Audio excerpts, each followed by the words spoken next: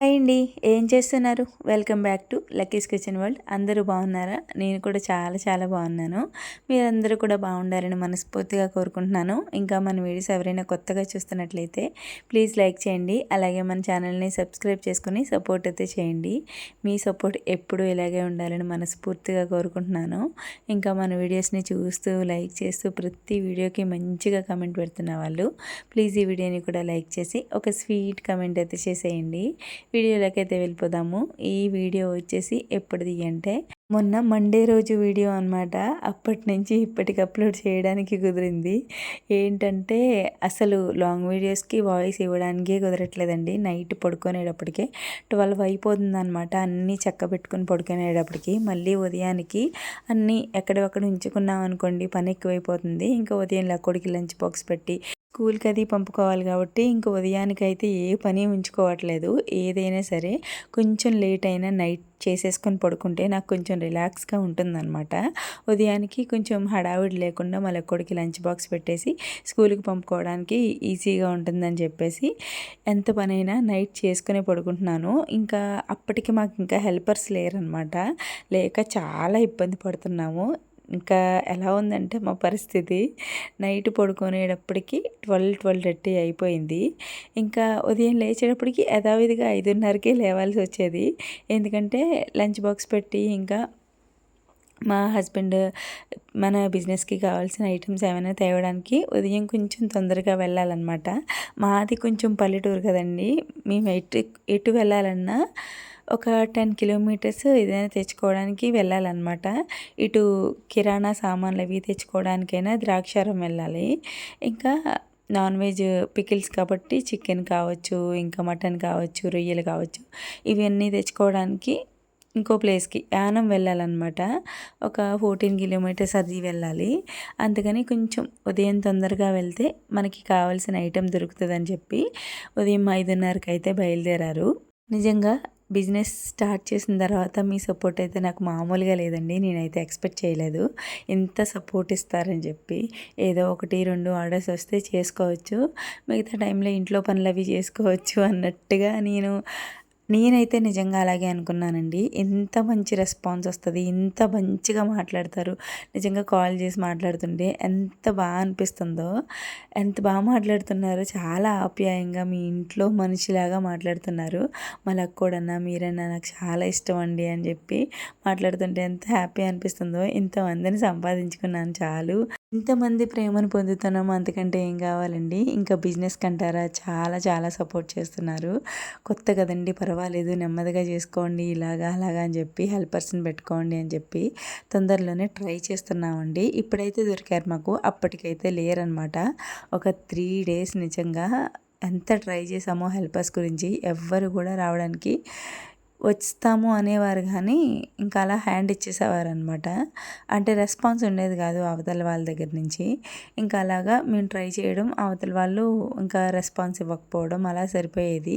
అలా అని చెప్పి ఆర్డర్స్ వచ్చినవి వెనక్కి అయితే పంపలేను కాబట్టి, ఆర్డర్స్ కంప్లీట్ చేయాలి కాబట్టి ఇంకా ఇంట్లో పనులు అవి ఉన్న ఫాస్ట్గా అన్నీ కంప్లీట్ చేసేసుకొని ఇంకా ఆర్డర్స్ మట్టుకైతే మా అత్తయ్య నేను కూడా ఇద్దరం కూడా నిజంగా మధ్యాహ్నం భోజనం కూడా చేసేవాళ్ళం కాదండి. ఈవినింగే ఇంకా నైట్ 11:30 అలా అయిపోయేదన్నమాట భోజనం చేసేటప్పటికి. ఫస్ట్లో కొంచెం అలా ఉంటుంది, తర్వాత కొంచెం బాగుంటుంది అనుకుని మాకు మేమే మోటివేట్ చేసుకుంటూ నిజంగా చాలా కష్టపడ్డామండి.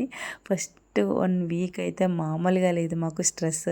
ఒక పక్క ఆర్డర్స్, ఇంకొక పక్క కాల్స్, ఇవన్నీ లిఫ్ట్ చేసుకొని మాట్లాడుకొని మెసేజ్కి రిప్లై ఇచ్చి చాలా కష్టపడ్డాను. ఎందుకంటే హెల్పర్స్ లేరు. ఇంకో పక్క మా అత్తయ్యకి హెల్ప్ చేయాలి, ఇంకో పక్క మెసేజెస్కి కాల్స్కి రిప్లై ఇవ్వాలి, ఇంకా వీడియో కూడా ఎడిట్ చేసి పెట్టాలి. ఇంకా అలాగా నాకు మామూలు స్ట్రెస్ లేదు 1 వీక్ వరకు. ఇప్పుడైతే కొంచెం పర్వాలేదు. ఇప్పటి నుంచి లాంగ్ వీడియోస్ అయితే డే బై డే అంటే ఆల్టర్నేటివ్ డేస్లో అయినా పెట్టడానికి ట్రై చేస్తానండి. సోమవారం అయితే ఫుల్ డే పని. నేను నార్మల్గా సోమవారం అయితే ఇంట్లోకి నాన్ వెజ్ కూడా తేనిచ్చేదాన్ని కాదు. కానీ మనం అనుకున్నది నెరవేరాలి, మనం అనుకున్న గోల్‌కి చేరాలి అంటే కొన్ని కొన్ని కాంప్రమైజెస్ తప్పవు. ఇంకా నాన్ వెజ్ అయితే అలౌ చేయడం అయితే అయ్యిందనమాట. అయినా సరే నేను ఇంట్లో గ్యాస్ స్టవ్ దగ్గర నాన్ వెజ్ అది ఏమీ ప్రిపేర్ చేయలేదు. అంతా కూడా బయటే ప్రిపేర్ చేసుకున్నాము. అంటే మేము స్టవ్ కొనుక్కున్నాం కదా! అక్కడే ప్రిపేర్ చేసుకున్నామనమాట. చికెన్ పికిల్ ఇంకా చికెన్ గోంగూర పికిల్, ప్రాన్ పికిల్ ఆర్డర్ వచ్చాయండి. అందుకని చెప్పి ఉదయం 5:30కే వెళ్ళారు మా హస్బెండ్ చికెన్ బోన్‌లెస్ కొట్టించడానికి. ఇంకా ఫ్రాన్స్ అవి కూడా ఉదయం కొంచెం మంచిగా దొరుకుతాయి, పెద్దవి దొరుకుతాయి, పెద్ద సైజ్ అని చెప్పి వెళ్ళారనమాట.